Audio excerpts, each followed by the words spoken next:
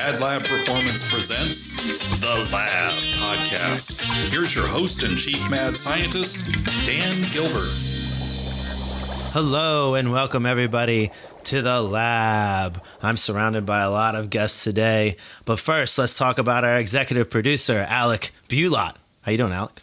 Doing pretty well. Also kind of confused with the a lot of guests, but I'll let you get to that in a second. Yeah, there's a good amount here. We have little Jack Gilbert over here. Oh, true. Okay. And then we have the Wolf Dog. Of course. No explanation once again. And Jack Flowers, fitness coach, quarterback guru, good at all things that he does. Jack, how are you doing? That's a stretch. Very well. Happy to be here. Thanks for having me, fellas. We're glad to have you. Jack Gilbert, hit me with that promo real quick. Today's podcast is brought to you by FNX Fitness. If you're looking for a supplement company that will help you rise up, look no further than FNX Fitness. With products ranging from Recharge to help amp up your workout, Restart for your AM protein blend, and Rebalance for all of your super green needs. That's what I need. Whether it be gaining muscle or just looking to live a healthier life, FNX will help you get there. For 15% off of all FNX products, use code MADLAB. That's a capital M, capital L. Very important. Make sure you put that in at checkout. Let's get you one step closer to your nutritional goals. Woohoo! Thanks, Jack. That's a lot of It's a lot of woohoo. Yeah, I was gonna say FNX probably appreciated that one. Today, subject matter. You have something that you wanted to say? No, Get off I your was chest? gonna talk go about ahead your week. You want to talk about your week? You want to talk about your week? No, you stay right there. The subject today: common lifting injuries. What causes them and how to prevent them? I wanted to leave you on a cliff, Alec, and get you I was work. gonna say you really had me hanging there for a second, buddy. Yeah, That's important. Yeah. Hopefully our listeners appreciated it as well. It's like almost like the beginning of a good horror film, but not even close. yeah. I was say, but hopefully not scary in any fashion, right? Throwing me back to some like middle school English with the cliffhangers. I'm loving it. There you go. Yeah, I like it. So, really quickly, wanted to give a big shout out to one of our fans, Max. He's a buddy of mine from back in Seattle. He is actually the one who recommended that we talk about this subject. And from his recommendation, we were like, you know what? This is a really important one for us to talk about, right? Especially for like people who are new to fitness. I think it's arguably one of the most important ones that we've gone over so far. I'm really excited about this today. I don't know about you guys. How are you feeling, Jack? I agree. I feel like you can kind of expedite the process a little bit if you know a couple things to know what to avoid. So, Yeah. Agreed, 100%. Sweet. You ready? You ready, Dan? Mad scientist? I would say I was born ready, but I would be lying. I wasn't born, I was built. Okay. In a lab, Alec. There you go. That's what we needed. But yes, I'm ready. Okay, cool. So today, and the structure that we're going to do this, how we're going to do this going forward today, guys, just to kind of give you an idea, is we are going to talk about the lift first, right? And this is for all of our listeners as well as the YouTube compatriots. So it is going to be lift first, probably the most common injury we see with that, what causes it typically, and then we're going to go through as well how to prevent them so you guys can take something away from this and be like, all right, how am I going to enact this into the gym? That's what we want out of this. We want you to have something to take back to the gym with you after this podcast episode. So we're going to start really simply with the deadlift. Probably the one where people, would you say probably the most injury prone lift for new lifters, right? Maybe one of the top? For sure. In fact, I think that you have a lot of people that cut that lift out completely. You even have some of them that get advice from medical practitioners, just be like, no, don't deadlift anymore. Don't deadlift anymore. Even though it is a pretty natural human movement, we would say. Absolutely. One of the most natural human movements. One of the most important. You can make an argument. Yeah. Picking stuff up. Yeah, putting it down afterwards, which is also exciting. Yeah. Jack, what would you say that you see in the deadlift the most common area injured? Lower back for sure. I'd agree with that. I feel like that's kind of a no-brainer. I don't know if you'd agree too, Alec. Yeah, absolutely. That's kind of what we had all thought about beforehand. We talked about this a little bit, like what's the injury that we see most commonly associated with the deadlift? It's typically the lower back, right? That's where you see, you're just talking about doctors who say not to deadlift anymore. They're typically giving that prescription, quote unquote, right? Because somebody has hurt their lower back, right? Yeah. So what do you say is one of the major causes, Jack? Because you see this all the time when you're training. A form breakdown. I feel like just not knowing the proper angles and core activation. I feel like that's why the back goes a lot of the time, is not understanding just how important your core is, really in all movements, but especially the deadlift. Yeah, I mean, the core is supposed to stabilize that lumbar spine. For sure. In extreme cases, you see some wild, like, woolly mammoth rounding of the back. I don't know if woolly mammoths round their back at all. Turtle shell, maybe? Turtle shell might be a better analogy, but I just really wanted to get the woolly mammoth a shout out into the pod here. But Bring it back, man. Bring it back. Bring it back from extinction. Like it. You know, the turtle's already around as much as I like them. But you see that crazy rounding of the back, and then obviously there's no stability of the spine. For sure. People somehow get away with it even for years like that, which is amazing to me because it looks like one rep and they're just going to shatter. Dude. Seriously. Oh my God. I've seen people in the gym, and I know you guys have too, where they're rounding so aggressively for so many reps and they do it week after week after week. Just and slap a belt on, man. It'll be fine. Right, exactly. Yeah, and that's a good point. You just wonder how their discs aren't just blowing up on them, right? Like, herniated disc is one thing. They might have a, herniated disc issue that they're just kind of not addressing. Who knows? But the reality of it is, at the end of the day, like, these guys are just going after it with that rounded back, and they're just hurting, I would imagine, every time they walk out of the gym, every time they're deadlifting. And I actually wanted to address something really quickly that you had said, because I really liked it. And I think it's one of the main things I think of, as well as, being able to, like, keep your core controlled. For sure. Is creating those angles necessary to lift, right? So when it comes to that, when it comes to the deadlift form, what are you seeing break down as far as people's angles and, like, how they're creating them? I feel like the biggest thing is they try to do a squat instead of a deadlift. I see that a lot. I think Dan's point about the rounded back is a big one. I see it all the time, especially in the younger kids that I work with. That's a big one, just not being able to retract their shoulders. But I feel like the whole hip hinge movement, just generally, I know at least in my lifting journey, understanding the body biomechanically and the stick figure drawings were huge to understand angles. So I feel like starting there is the best way to go about it. Kind of get a conceptual understanding of the angles and stuff like that. That definitely helps out. I think one of the ways that I love the stick figure drawings, and what Jack's talking about is literally a stick figure drawing showing angles that you're supposed to have while doing certain lifts. And it sounds super simple, and it is, and that's why it's easy to understand. Yeah. And I feel like that's an important thing to look at. The other thing that happens, the people that, for those of you that end up lifting with a rounded back, I think that a lot of people don't actually know. Because we've trained a lot of people, and you're like, all right, now straighten your back, and then they're like, chill, and then you're like, no, straighten your back, and they're like, what? And like, I don't know why you would turn, but it happens because they don't actually know. It's not their fault. Under control. So having like, if you're gonna deadlift, especially if you're gonna do it early on, obviously do something light, but then look at yourself before you lift anything. Look, have an idea of what it's supposed to look like.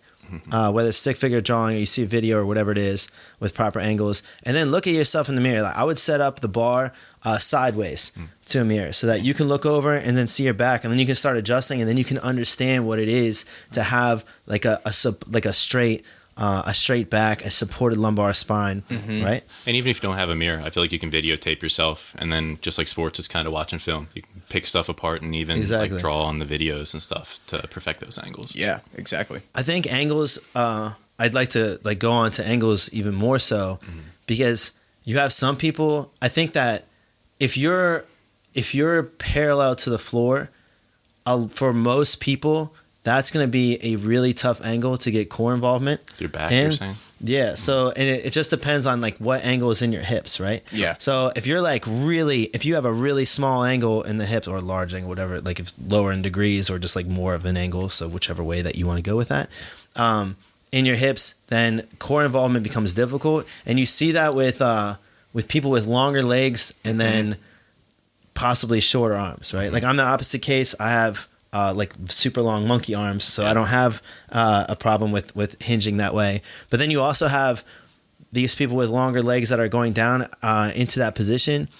The hips are so hinged that it's tough for them to get core involvement, but they feel like they have to pull off the floor. Right. If that's the case, you do not need to do that. You just need the angle of your hips to be correct, and then you want to be able to get hip extension without using a ton of your lower back, right? Your core should support that movement. Your hips, like your glutes and your hamstrings, should help push your hips forward and extend your hips, and then come out of that. So if you need to elevate a little bit, I think that's a good thing to do, especially if you're elementary in it and you can't keep a flat back, regardless of your limb length. Yeah, right? I'd say before switching to something like sumo, or I feel like a lot of people, the instant fix to that is let's just change the movement entirely instead of working to get better at the movement itself. That's a really good point, actually. And I think that's where people, once again, common misunderstandings, right? Is that like they aren't getting the same activation lifting off of like, you know, they have their bar set up on a bit of a platform, right? They think, oh, this isn't doing as much for me. That's just not true, right? It's still stimulating the same muscle growth. It's still going to be stimulating in the same fashion. You're just going to be able to get into position a little bit more efficiently up until you get the mobility and get to the point where you get the understanding and the proprioception to get down into that position from the floor. So don't worry, guys. If you're taking it off a 45-pound plate, it's not taking away from the lift. You're not losing any of your gains. You'll be fine. It'll be cool. You don't have to switch to sumo. You can still get there. You just got to practice consistently getting into the right position. Right? It's just as simple as hip flexion, hip extension. Right? Yeah. If both of us, Jack, you're much taller than me, although you don't really have a problem deadlifting, but if we both get into position and our hips are at like a, let's say 40-degree angle is ideal, and we're both at a 40-degree angle, but yours, from the floor, yours is even less of an angle. Let's say yours goes down like 25, 30 degrees, but then you elevate it and you're at a 40-degree angle, and I'm at a 40-degree angle from the floor and yours is elevated, then we're still doing the same thing, right? We're moving from a hip angle of 40 degrees, and then we're extending fully. Right? So like that becomes the same lift. Unless you're going to compete, then worry about always pulling it off the floor. But again, based on limb length or just based on your ability level until you can get down to the floor, I would definitely encourage elevating it. And an interesting point, I feel like this is kind of going to be a recurring theme throughout, but it's the ego lifting, right? I want to do what he or she is doing. You know? So they see someone lifting from the floor and pulling a bunch of weight. Especially if it doesn't look good, they'll just replicate that. You know? I think ego lifting plays into every single one of these injuries we're going to talk about today. 100%. Sure. And I can't say I've never been guilty of it. Of course, we all have. I've definitely been guilty of it. Definitely. For sure. But I do want to say, that scientist over here has an ego. So. To wrap back, if you guys can't pull off the floor, probably shouldn't even consider going into a competition, right? So, if you can't have good technique pulling off the floor, work your way to the point where you can do that first before you decide to sign up for that powerlifting meet. Right? But if you can't deadlift, you can definitely still power clean for sure in just high volume. Okay. We see that all the time. People are like, I can't deadlift because of my back, but then I'm going to go do like all these power cleans. I'm like, well, wait, I don't understand how that works. We don't need to work into that too much because I could go on a 2-hour-long tangent about that. I was about to say, when it comes please, if you can't deadlift properly, please do not power clean. Yes. Your deadlift form better be really perfect before you even entertain the thought of power cleaning. So I am just joking. I don't want anybody to take this and be like, oh, Dan said I should do this. I'm going to clip that part specifically and be like, Dan Gilbert, proponent of 45 power cleans if you can't deadlift. News, Dan Gilbert sued. So I do want to say one more specific thing about the Actually, I have the a couple deadlift. of things to go. Okay. Continue. You go ahead. Hopefully this maybe might cover one. Who knows? We'll find out. But I just really wanted to note this one specifically. This is how I think about it a lot too, right? Is when it comes to, I'm an Olympic lifting coach, so that kind of stuff to me is huge, right? The thing that I think about most often is bar path, right? When it comes to deadlifting, when it comes to good call. Stuff like that, right? Squats, anything. A lot of it's going to come back to bar path, right? Do you have a vertical bar path with less horizontal displacement, right?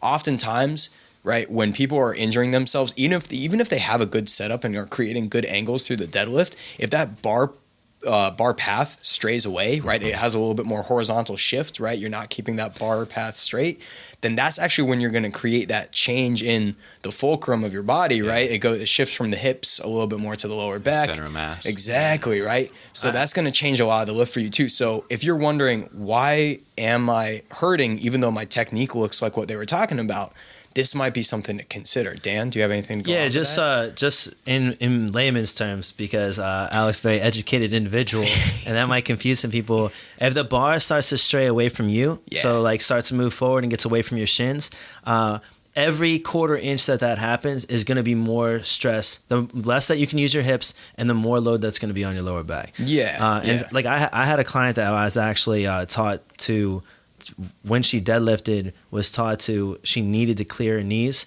so badly, like she needed to roll it forward.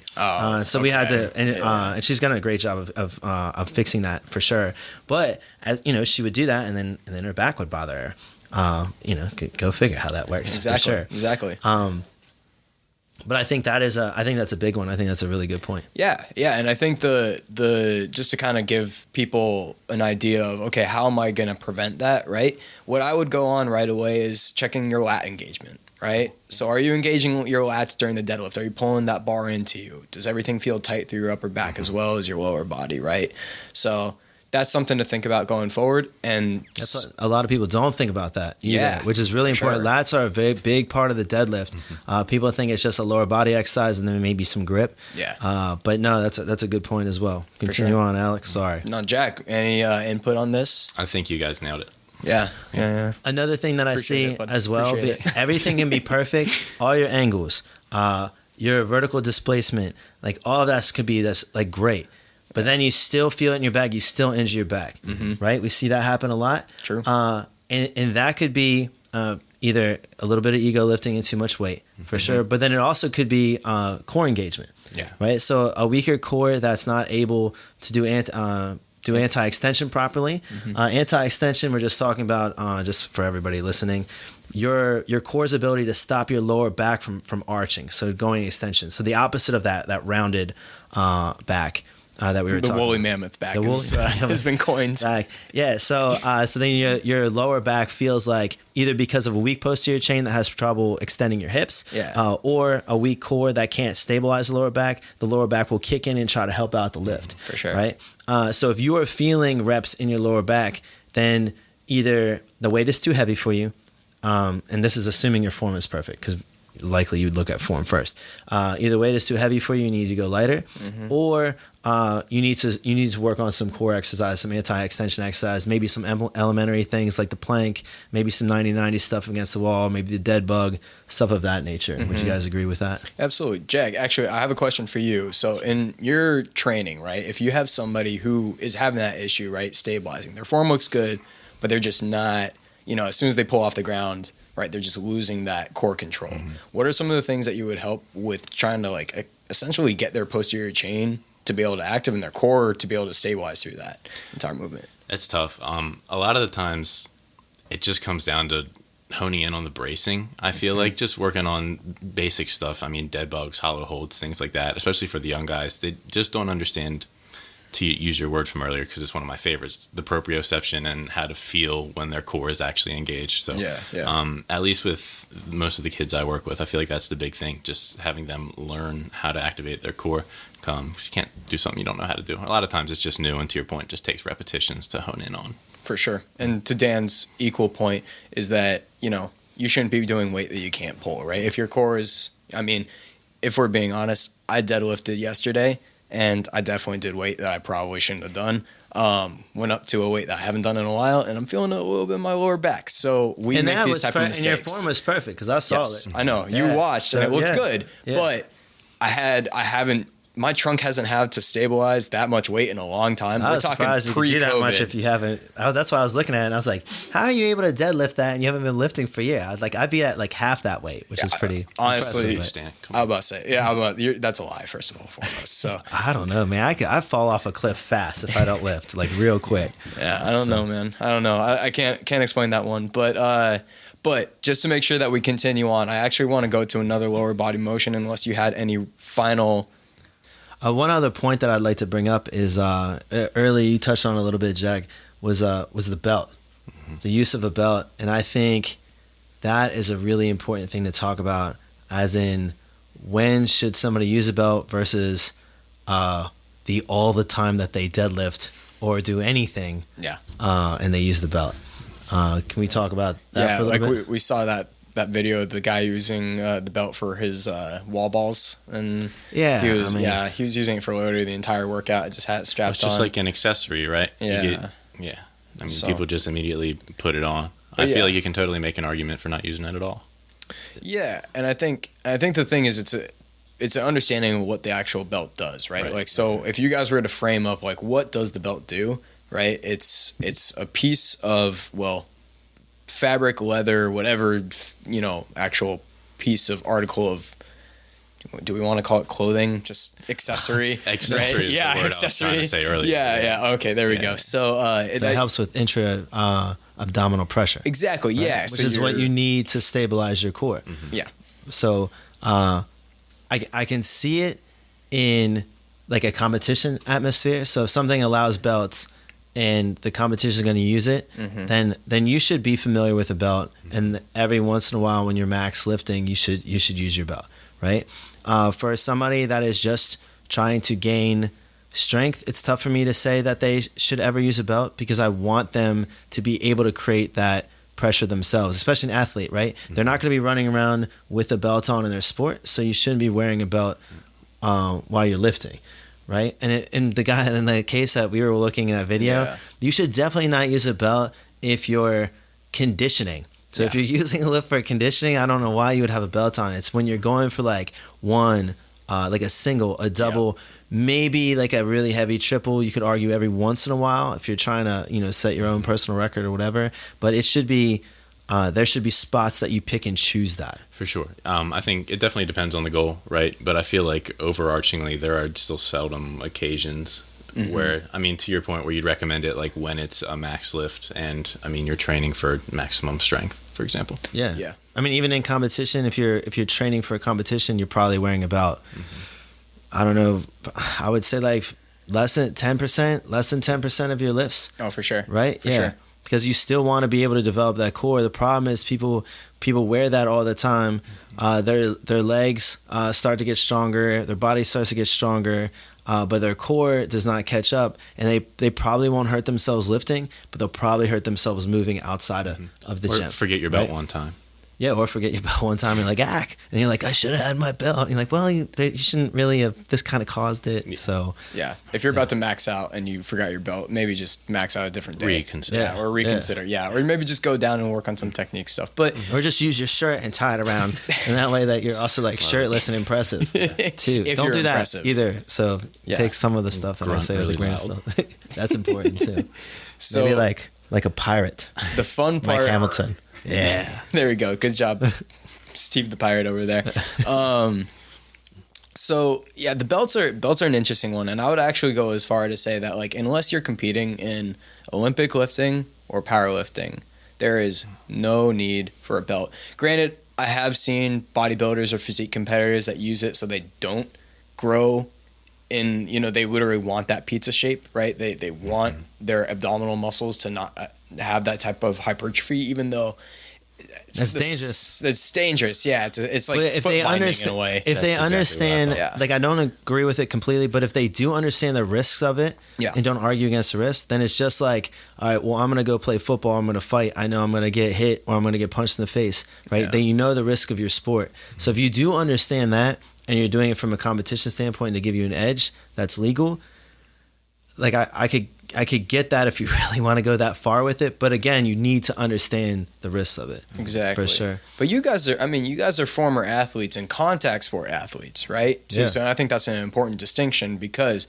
you have to stabilize your core a lot, right? So would you ever say that it's necessary for a football player, rugby player, or whatever, when they're training in the gym to have a belt? No. Necessary? Absolutely not. Yeah, I would say no. No. Because you're not using it in the game. Right. You're not stabilizing you're not strapping on your belt Hold on, pre-game. guys. Yeah. Just let me get my Rogue leather belt. So you guys just hilarious. I think you both made the really important point that if your training is not directly relating to something you're trying to work on, then what are you getting after? Exactly. I think that's and kind of a little bit of a side subject of what we were talking a lot about today is going to be like, okay, well, when you're training, you have an idea in mind of what you're trying to go after, right? Mm-hmm. So, but speaking of belts, I think this is an important segue for our next topic. Is it the wrestling belt? Yes, it's going to be. We're going to give you the championship belt tonight, buddy. I thought that's going to be it. You're the WWE champion of this room. Yeah, that's not a really hard room. So You guys are Jack's been rolling too. Has he? Yeah, Wait, yeah. Before jiu-jitsu? yeah. Oh man, okay. I wouldn't say I do jujitsu, but I've done jujitsu a couple times. Well, like anything else, like Jack comes in and he's one way, and the next time he comes in, he's like 10 times better for no reason. And you're like, how do you pick this stuff up this quick? It took me like 2 years to get to where. So he obviously learns everything fast. I mean, trying to not get strangled, I feel like naturally you pick up quick. Well, I'm not particularly bright, so it takes me longer. My body's like, this is okay, So yeah, well, I mean, good who for needs you. to breathe though? Yeah, I say that's good, man. That's good. I'm glad That's you have fun. a natural reaction of not, having your circulation cut off to your brain, or not being able to breathe. That feels good. Yeah, it's reassuring to say the least, for sure. I'm not a big self-preservation guy. I think is probably one of the issues. So the belt. The belt. What we're going to transition to next is our next big lift of the day is going to be the squat, right? Yeah. So one that you also see a lot of people belt up for quite a bit, even though I don't really necessarily want to go right into that right away.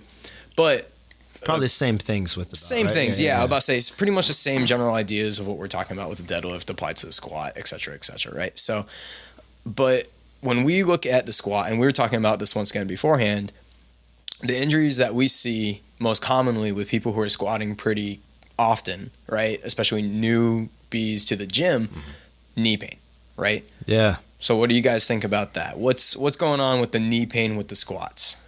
Would you go back to angles again?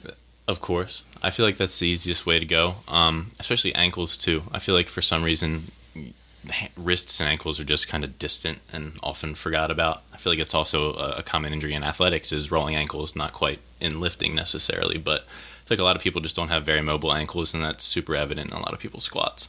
And if they don't have the ability to create an angle or the correct angle in their ankle, then they're going to make up for it somewhere else, and namely the knee. Right. So then you see a lot of knee instability. So knees have to shoot forward, or they start to cave in. You also see some foot instability, which can cause the knee to do more things as well. So yeah, ankle mobility causes a lot of the knee problems on the squat. I would say. Yeah, it's definitely a major one. Yeah, I think it's interesting because when you're not able to create the angle with the ankle, and I think I mean, that's the big one that I would have brought out as well too, is if you don't have ankles that are mobile enough for you to get into the position, I always kind of go back to that bar path mentality, right? Like if your bar path is straying away for some reason or another, or if you're looking at it from a front view and you're watching those knees, the toes pull out and the knees cave in, right? That's going to cause a lot of knee pain in different ways, right? Like, so you see, I'm going to go a little sciencey for a second. So Dan, if you want to do the same thing that you did beforehand and just kind of layman's term it for Cliff everybody. notes. Exactly.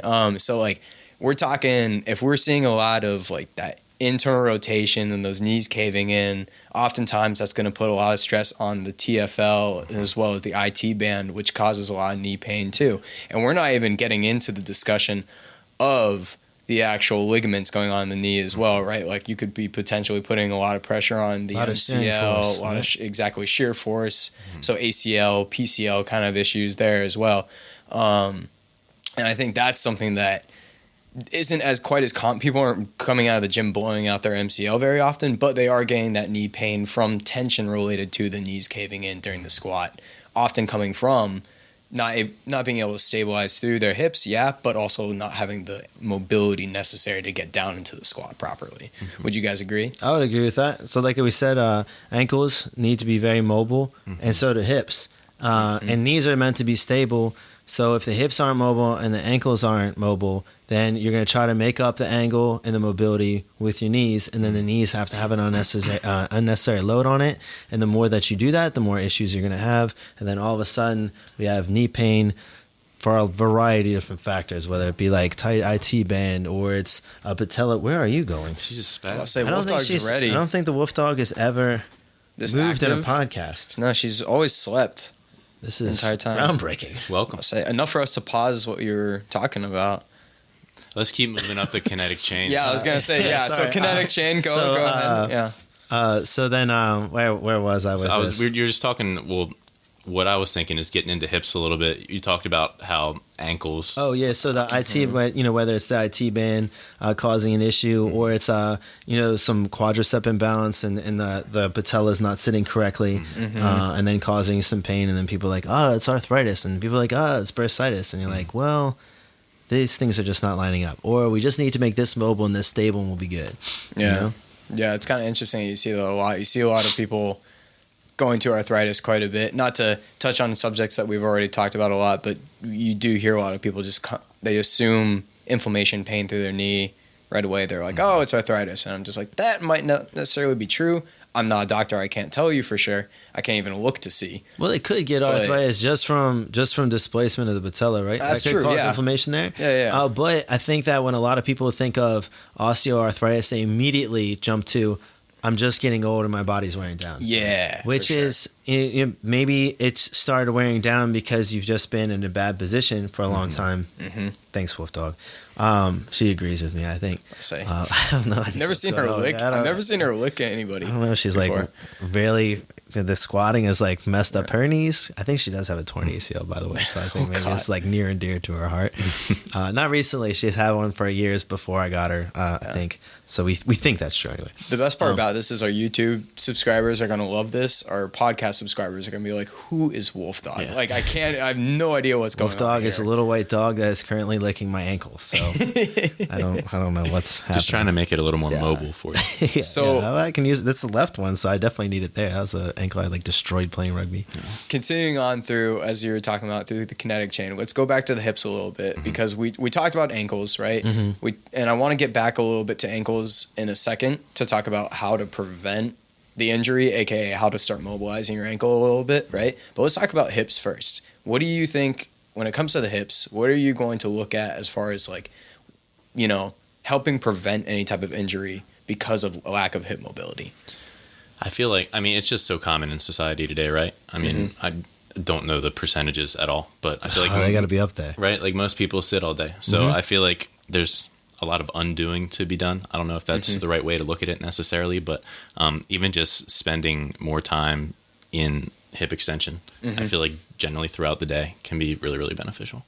Yeah, absolutely. But by the way, hip flexion is like if you're seated, like the angle of your hips. Yeah, like our hips hip extension would be like you being like standing up. You could extend your hips while laying down and stuff too, but just for an easy way to think of it, for sure. Continue with what you were saying. Jack Flowers, quarterback guru, fitness coach, knower of all things.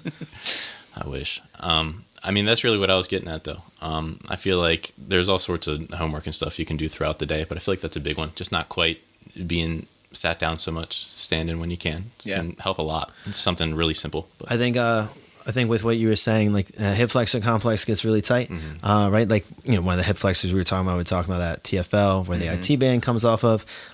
So hip flexor complex gets tight. The hip flexor complex gets tight. Then it's harder to create angles in your hips, right? So then again, you have to create angles with your knees, but also it makes anything that extends the hip more difficult to use. So your glutes, your hamstrings, they're more difficult to activate.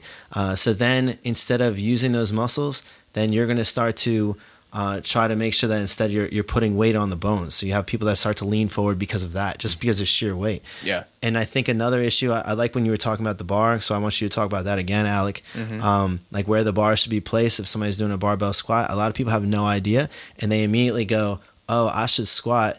I see the barbell back squat done all the time. I should go do that before they're even close to ready for it. Oh, for sure. Man, I could go on about this. Talk about bar path for a while. I think that's too. a good one. So I think here's the thing too, is like with my clients, obviously, and this is most trainers would probably agree with this, like we're not putting a bar on their back for a while, right? Until they're squatting effectively, first with body weight. They have to have a sick body weight squat. Sick body weight squat.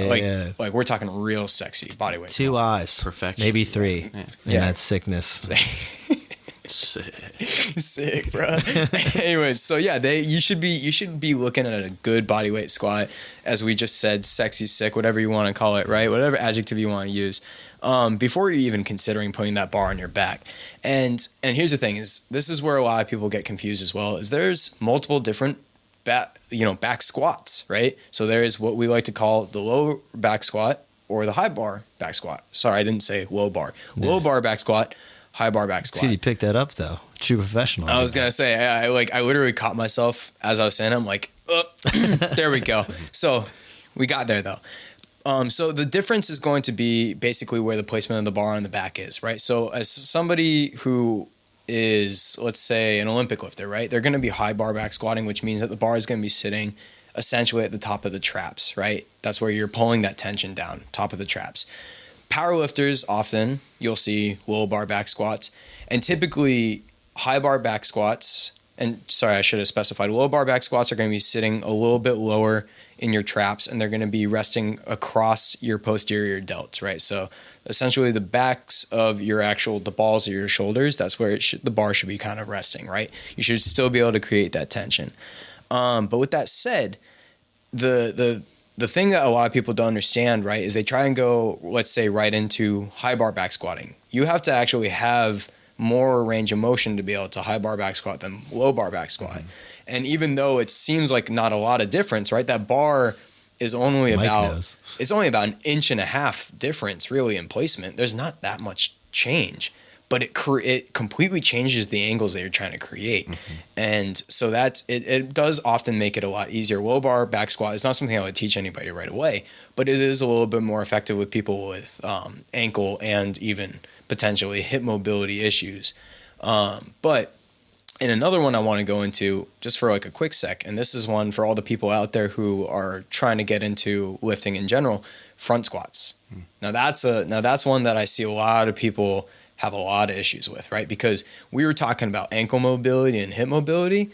For that front squat, you want really good ankle mobility through it. You need to keep your trunk very upright through that, because once again, you're changing. Crazy core stability too. And crazy core stability, right? Because it's creating, once again, it's the force created from the front squat is going to be different on your core, and it's going to be challenging more anteriorly than posteriorly in that sense, right? Especially because you have to have good shoulder blade stability as well. Like there's a lot that goes into it. But the important part is because humeral mobility too, really important for sure, and that's why it's so important to know when you're squatting, right? When you're front squatting, let's say. So for all those people right now who are lifting and they're just like, "Hey, I want a front squat." That's what happens. They come up to me in the gym and they go, "Hey, I want a front squat." And I'm like, that's a weird way to come up to me, but all right, I'll teach you. Do they do a dramatic pause too? Yeah, usually. Like I just did? Yeah, for sure. Okay, that makes 100% sense. 100% of the time. Yeah, that seems normal. Okay. Mm-hmm. So, hey, I want a front squat, but I feel like I'm not able to hit a position effectively. You should, in my mind, be able to back squat. Why, man? Why are we doing this? Nothing. No, I was laughing at something completely unrelated to not even true. You're staring straight at me as you're laughing. Continue. Sorry. I need to know what's going on through your brain now. So you were saying hey, teach me the front squat. Continue, Alec. So you should be able to lower bar back squat and high bar back squat, in my perspective, pretty effectively before you even try front squatting. Once again, because those angles are much more difficult to create, you need a lot more mobility through ankles, hips, etc. Core stability. I think a lot of people don't understand these progressions either, which I think is important. Like even what you said before we even get into the front squat and back squat, you should have a good body weight squat before you think about barbell squatting. Yeah. To me, you should also be able to load your without a barbell, load with a dumbbell. Yeah. Get into a goblet squat. Are you putting unilateral movements in there somewhere? I think you should be doing unilateral movements throughout. Even if you have to stray away from bilateral for a little bit and go unilateral and just like work on split squatting into rear foot elevated or Bulgarian split squats, whatever you want to call them, into like weighted lunging and stuff like that. I think that's the great way to improve your squat without actually squatting. Right. Mm-hmm. Obviously, you should still do a progression of squatting, but you can be doing all of those at the same time. I don't think you should just do bilateral until you're good at it and then go, oh, now I'll do unilateral. That to me should not happen, because most of human movement is unilateral, right? Sure. And if you're an athlete, I mean, most of athletic movement, I was like Mike Tyson.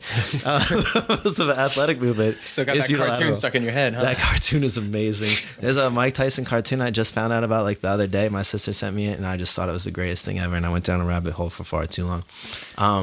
But shout out to Mike Tyson for that cartoon. Sponsor us. Anyways, go. Sponsored by Iron Mike Tyson and his tiger. So Jack, Yeah. if you were to start off somebody, right? Let's say they do have a good body weight squat, right? What are you taking to them? What are you taking them through right away after that? So I feel like it depends on the individual. I'll either try to progress them into like a body weight split squat, Okay.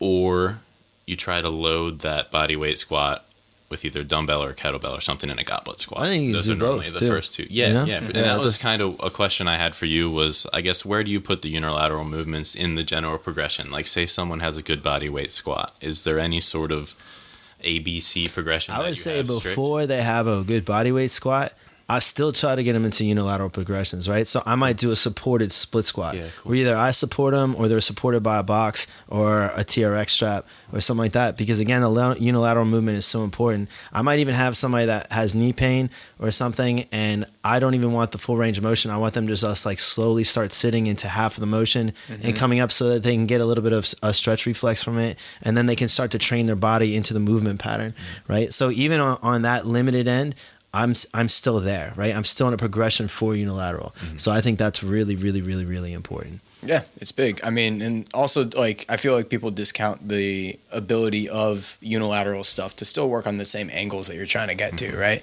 So, dude, like, why? Because I have a weird brain, and like you'll say something, you're like, I'll discount this, and I'm like, well, 30%, 40%, what kind of discount are we talking about? And I just like, just not something. Dude, that you're getting in my head, man. I like can't say anything now without just. Yeah, I was gonna say. I'm That's why I like, try to stop from saying it. I'm like, are we gonna be able to podcast together Don't now? talk, Dan. Are we Don't speak. gonna? Are we gonna be able to do this? I'm gonna shut down like Wolf Dog down here. I don't know why she just.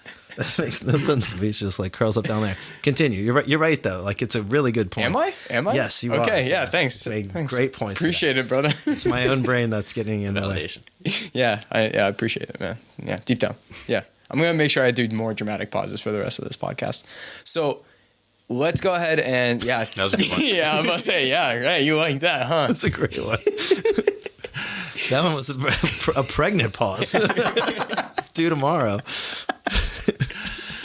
Oh my God. Oh man. Now I'm in my head, man. I can't even think of the pause every single time. I have a great point there that I don't want to get missed. Actually, I think that you were making when you were talking about high bar, low bar squat, right? Yeah, you were talking about shoulder mobility. Yeah. So actually, Mike, you kind of had this issue. Not to call you out, but I think it is an important thing. Mike barbell back squat's great now, which you guys have seen as well. But he could goblet squat a pretty ridiculous amount of weight. Like he'd get 90s or 100s, and then still could not barbell back squat the bar. Like it was a struggle for him, and it was all completely not doing anything with his legs, but shoulder mobility. Yeah. Right. Sure. So make sure that shoulder mobility is not limiting you when you get underneath the barbell. If your goblet squat is really good and your body weight squat is excellent, and those things look great, and you're like, man, I go on a barbell with no weight and I can't keep form. It could just be like chest tightness or like lat tightness. It could be just like an issue in just your overall like glenohumeral mobility. Yeah, right? for sure. So I wanted to make sure that we hit that so that people don't have that frustration, because I think that's a big an thing. important part. Jack, go ahead. I mean, I was just going to say, kind of similar to just the societal trends, I feel like tight chest from poor posture is definitely a big one to be addressed too. So I was just glad you brought that up. Something that's often overlooked in a lower body injury. Which segues perfectly into our next movement. If we're ready. I don't want to segue too fast. thinking- No. Hit it, man. Do All it. right. Next lift that we're going to talk about is the bench press. Aha. And I think that Asceta Society does. I know some excitement over there, Mike Hamilton. His favorite lift. I know that people get tight in their chest from a lot of computer work, a lot of sitting and stuff like that. But a lot of times too, it's also the programming in the gym, right? They're bench pressing, even if they only work out one day a week.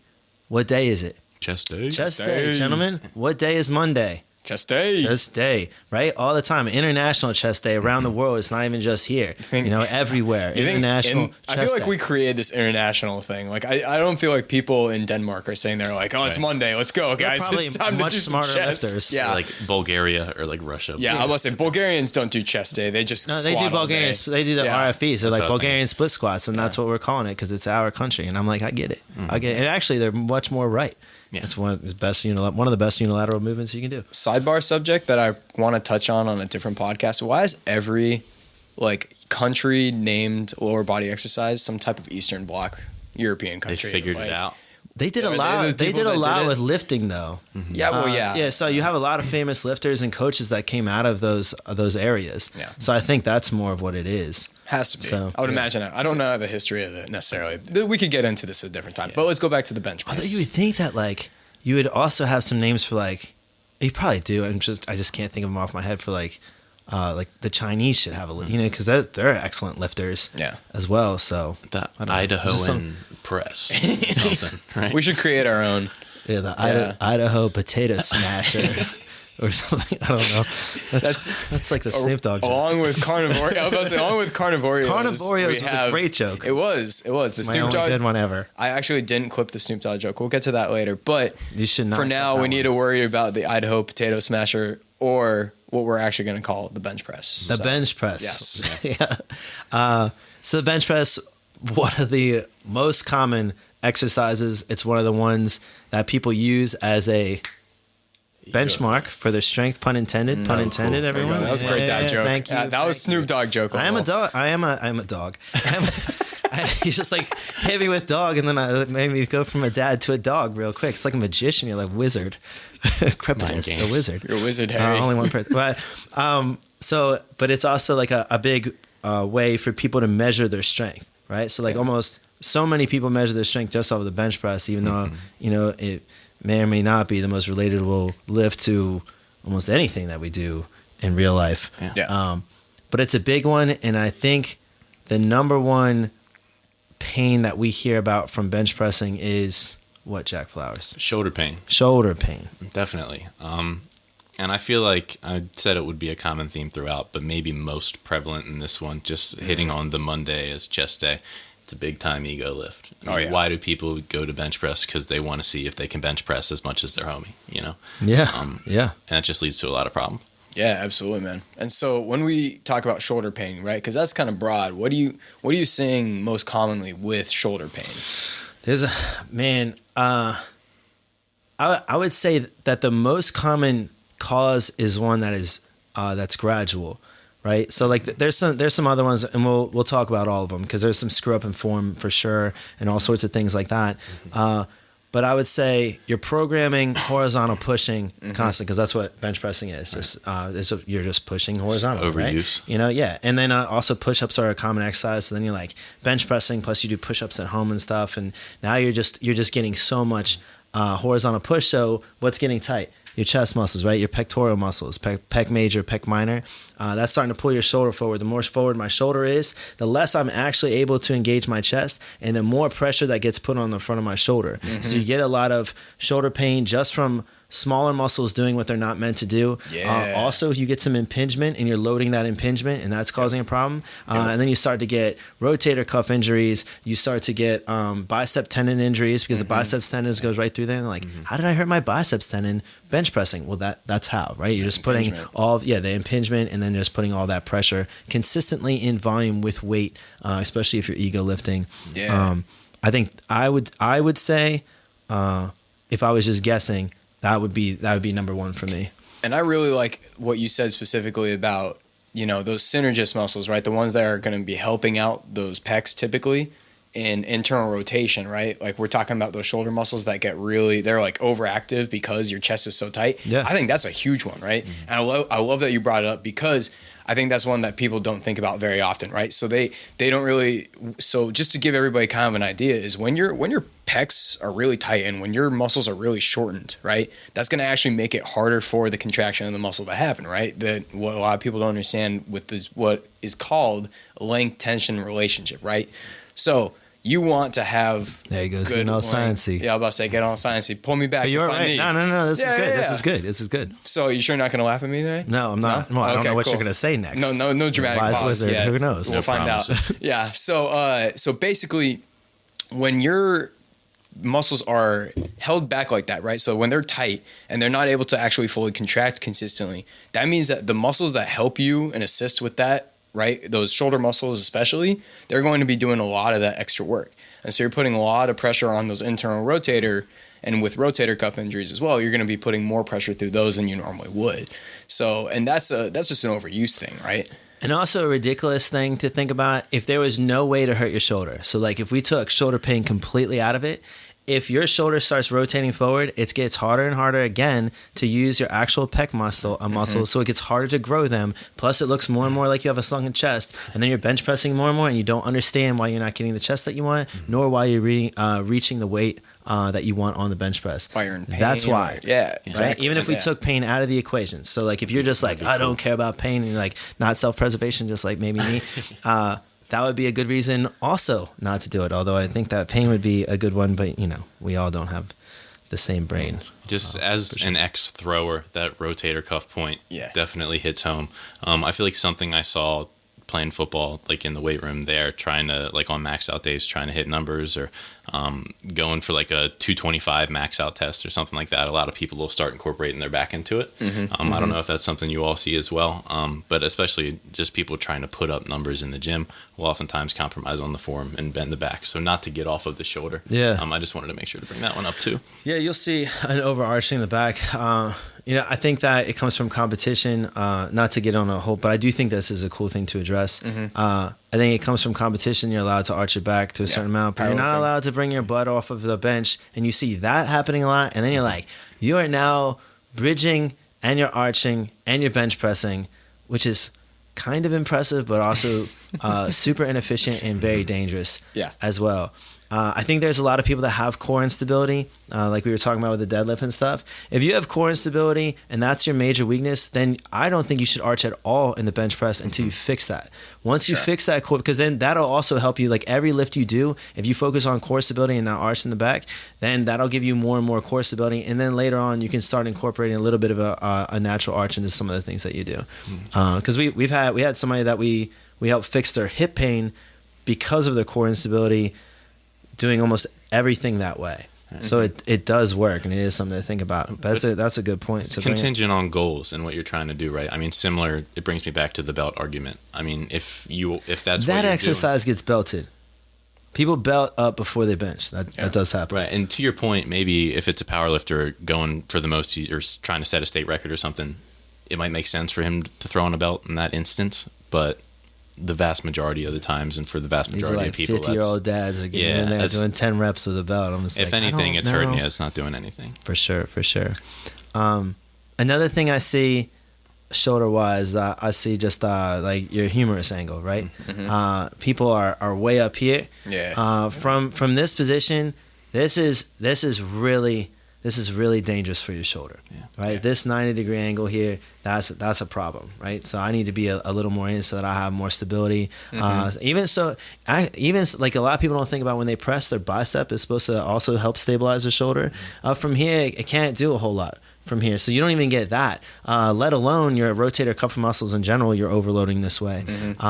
It's also harder to get lat engagement up here. Also, if you never move from this position, your chest does abduct your humerus, so it brings it down.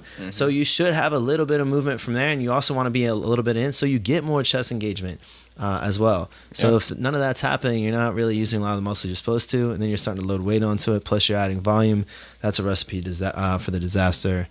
Recipe for disaster for the shoulder. There we go. So we've talked a lot about what causes these injuries, right? And like why they happen. But now let's talk a little bit about how to prevent them, right? So going forward, if you guys were to have somebody come to you with this type of issue, right, what would you say would be like the first go-to idea that you would have to be like, okay, this is how we're going to address it? Before we even start addressing that, I'll have one more big thing, and I also want to include the squat into it. Okay, I'm interested. Gentlemen, I have 2 words for you. Smith machine. Okay. Bar path. I didn't realize we were going to get into this one. Yeah, I was going to say, bar path never lies on that, I guess. So the Smith machine, it's always hilarious because people are like, oh, I get shoulder pain when I bench press. I'm like, do you use a Smith machine per chance? Yeah, all the time. All right.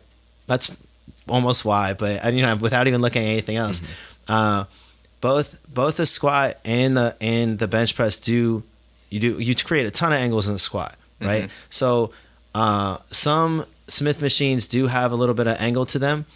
but those angles are for people of a certain height and a certain limb length. So you might have 1 out of 10 people that actually can squat with a proper angle, and even then, I would kind of argue that as well. Yeah. So the squat, you need to have good torso to shin angle, and that's really hard to hit when you're squatting with a Smith machine. So it's a good way to either hurt your knees or hurt your lower back. Yeah. For sure. From a bench press standpoint, when you were talking about bar path with a bench press, you push up, and then where else do you push? A little bit towards your head, right? Smith machine does not allow that. You do need that slight angle to keep the pressure and the weight where you need it, like where your body naturally moves it. If you don't, it's a recipe for disaster, especially in volume, to mess up your shoulder. Yeah. There's been studies on it, on both of them. There's some really good studies out for them. I suggest, if somebody doesn't believe this, to read them, because there's a lot of people that are Smith machine heroes. And I get it, because it does seem like it's a great piece of equipment, and the idea behind it, like theoretically, makes a lot of sense. Mm-hmm. But unfortunately, it's not a good idea. Besides even talking about stability, and trying to gain stability in your lifts. And so if you're using that as the main thing for some 2 major lifts, that's also a problem. Yeah, absolutely. I mean, I wouldn't even program Smith machine stuff for anybody other than like inverted rows. Maybe I was just about to like say doing body weight rows. Yeah, I was gonna say I wouldn't use it. Or elevated push-ups for somebody, like somebody that can't do push-ups. Right. Yeah. What is around the Smith machine that's attached to it that I could use? Maybe the weights on the rack. I saw somebody squat on the Smith machine. They were using a pad, and they didn't have the safety bars in. Mm-hmm. And the pad slipped down on the back, and because the bar couldn't go anywhere, it just yanked them straight down and broke their back. Yeah. You watched that? I watched that. I was actually, oddly enough, there was a squat rack right next to it. Okay. I don't know if you were, Mike, it was in that gym. We won't name the gym. Because everybody did do what they were supposed to do, so it wasn't the gym's fault anyway. Mm-hmm. But it was for a gym that I first met Mike, and it happened there. So, and also, that's pretty brutal, man. It is brutal, but I had to call the person's emergency contact. This is a real thing. So the emergency contact that he had me call was a person that he was kind of dating, but not really, and she was a stripper. Nice.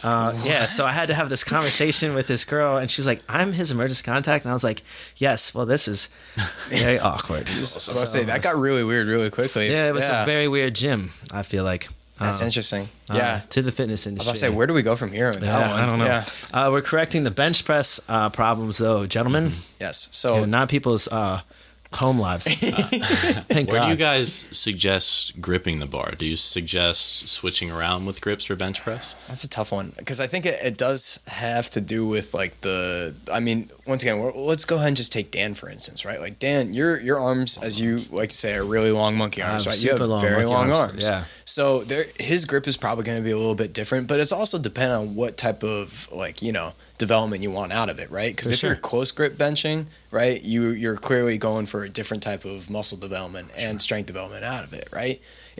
For everybody who doesn't know, close grip is going to be a lot more tricep active, right? And so the wider you're getting, more often than not, you're going to get a little bit more pec active, right? Ideally. So it depends what you're going for. I think that's kind of the way that I think about it, is like if I'm trying to get like a standard, just chest development, right, then I'll probably have them grip it into a comfy position where they're wide enough that they're not, using too much tricep. That's the first thing I think of. I'm like, what is a comfy position? That's the word that goes through. I'm sorry, Alec. I can't. I was about to say I can't win with this guy today. I came in ruthless today.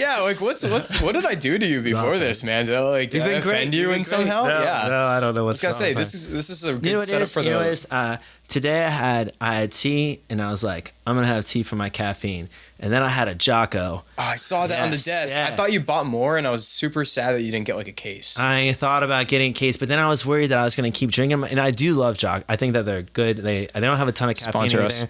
Yeah, I would love if we could. I love Jocko's products, by the way, but and there's nothing bad. There's nothing like terrible in it. Mm-hmm. However, I already had like a double like thing of tea, and then I had the Jocko, and then I also drank the coffee at Mike's right before here. So you're getting caffeinated, real Dan. caffeinated. Yeah. So I'd like to blame it on that, but I'll write you a formal apology letter after. Okay, I actually look forward to that. Handwritten. Yes. So you won't be able handwritten, to read maybe it. not handwritten. I'm about to say, type that one out. I don't for know me, what bad this boy. says, Dan, but I cursive? appreciate Yeah, the no cursive. Yeah. I don't think I even remember how to write in cursive.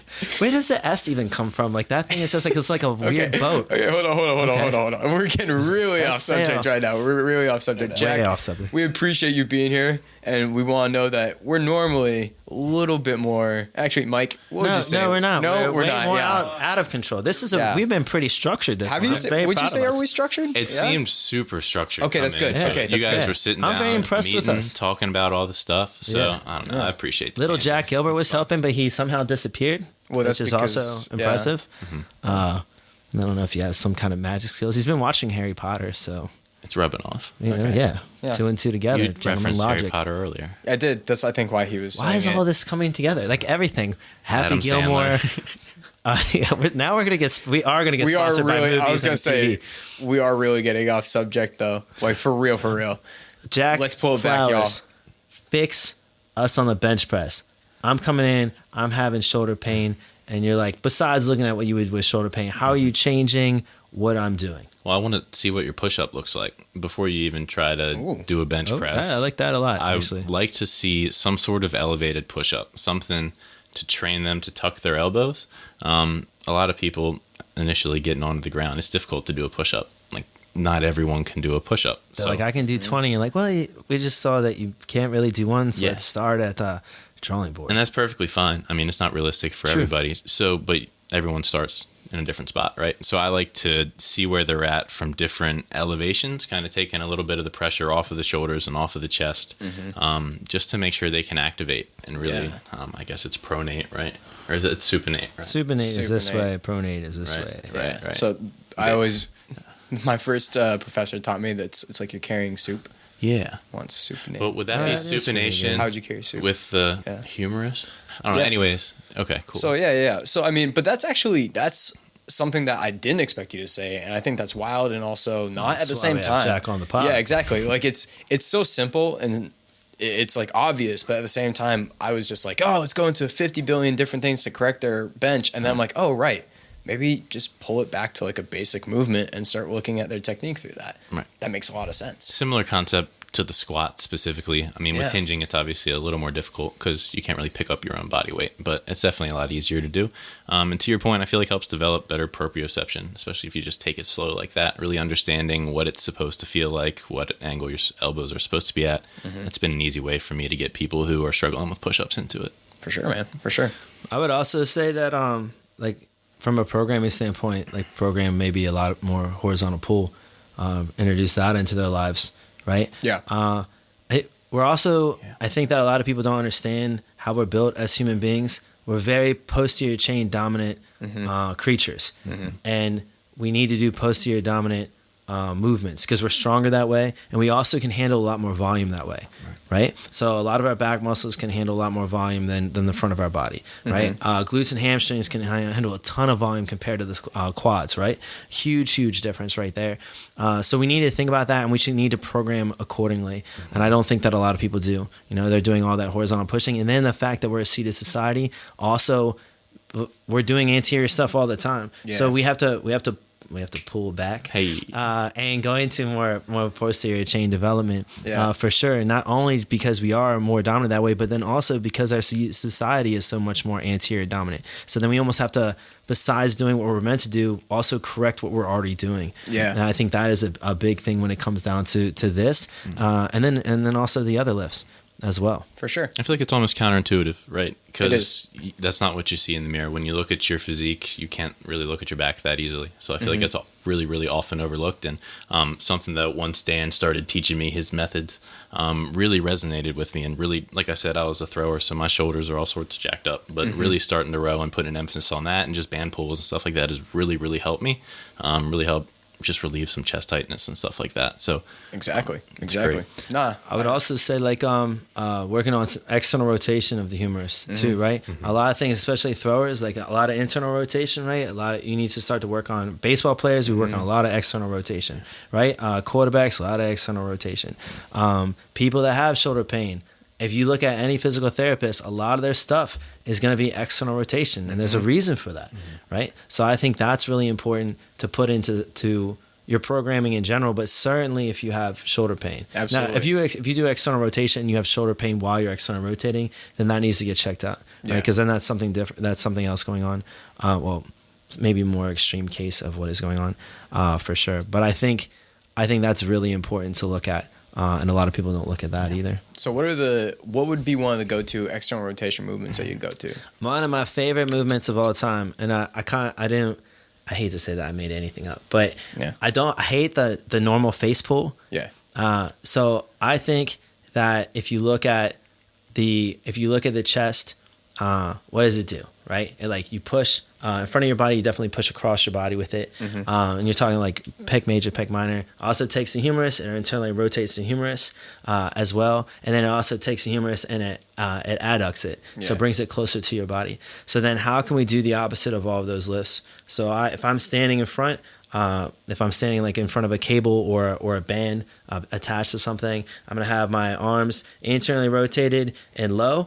And then I'm going to pull up to a diagonal. I'm going to externally rotate as I come up. My elbows are going to come up, so my humeruses are going to abduct. And then I'm going to pull towards my forehead. And that's going to be my face pull. Because I want to do the opposite of all three of those movements. If somebody can do that well and they can get strong with that without being upper trap dominant, so I don't want them shrugging while they're coming up there. And I also don't want lower back arching to try to get involved. If they can start to do that with really strict form, nice and controlled, with more and more tension or more and more resistance, then I think there's less and less of a chance that they're going to hurt their shoulders, and they're going to have healthier shoulders. For sure. I also love the band pull apart.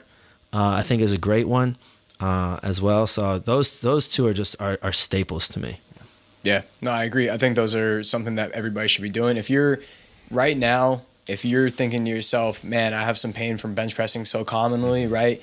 What I would suggest right away, take a look at how often you're bench pressing, maybe kind of bring that back, work on your push-ups maybe a little bit, maybe.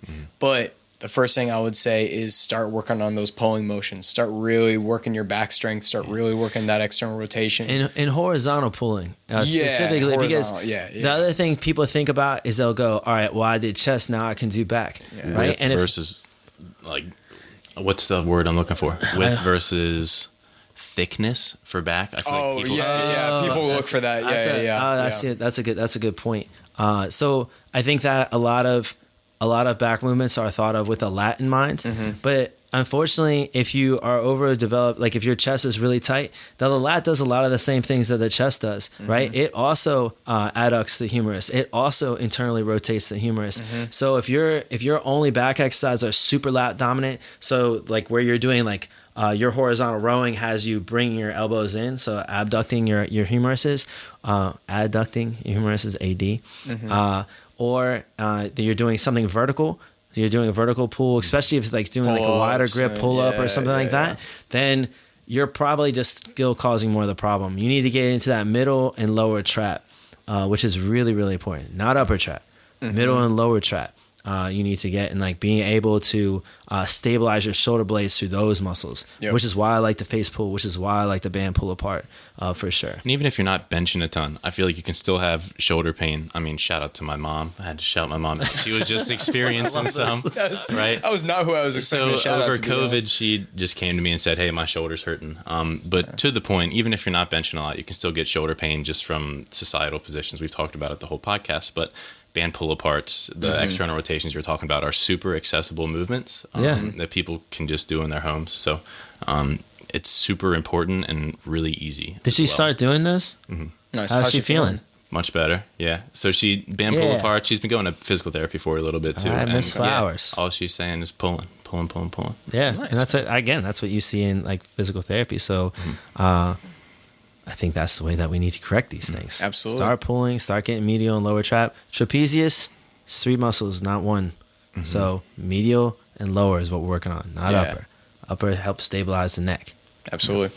Good stuff, guys. Some other stuff. So, anything else that we want to touch on before we wrap up today? No, I think this is a good one. No surprise, Jack Flowers is also good at podcasting. So, put that onto your belt. It's been fun. Thanks for having me on. Yeah, appreciate it. It's been great.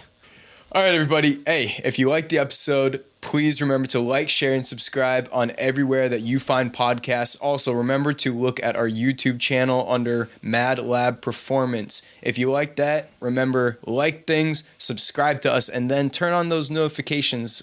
Get those little bells ringing every time we put out an episode, every time we put out a promo, every time we do random videos, maybe like making carnivorios. Just saying, that's going to be a thing.